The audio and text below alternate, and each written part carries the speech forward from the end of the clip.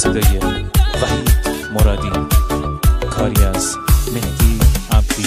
پلنگ وحشی بی من دستیا کردی، یار جنگی من، شلوار پلنگی من، خالش و روزارم بر مسیا کردی، یار جنگی من، شلوار پلنگی من، حسی که به تدایمتی برگی برندوه، یار جنگی من، شلوار پلنگی من، این جنگی کاتی عاشق تا که زندوه، یار جنگی من، شلوار پلنگی من.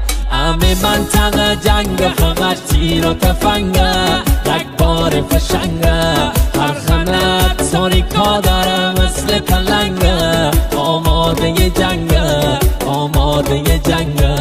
همه منطقه جنگ همش تیر و تفنگه، رگباری فشنگه، هر خمت تاریکا داره مثل پلنگه، آماده جنگه، آماده جنگه.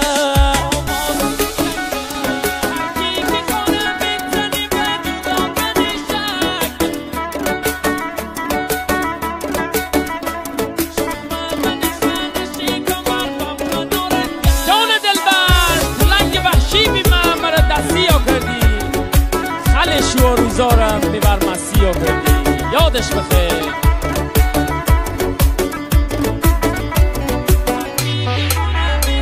هر کی که خانه بزنی به جدا کنی شک، یار جنگی من، شلوار پلنگی من، شومه من خانه کمر و من نارنجک، یار جنگی من، شلوار پلنگی من. همه دوننه که هستیم اول و آخر، یار جنگی من، شلوار پلنگی من، تستش دست رگزم من نکندی باور، یار جنگی من، شلوار پلنگی من.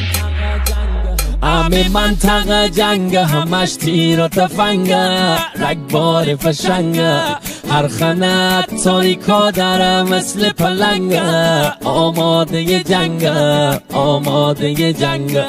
همه منطقه جنگ همش تیر و تفنگه، رگباری فشنگه، هر خنت تاریکا داره مثل پلنگه، آماده جنگه، آماده جنگه.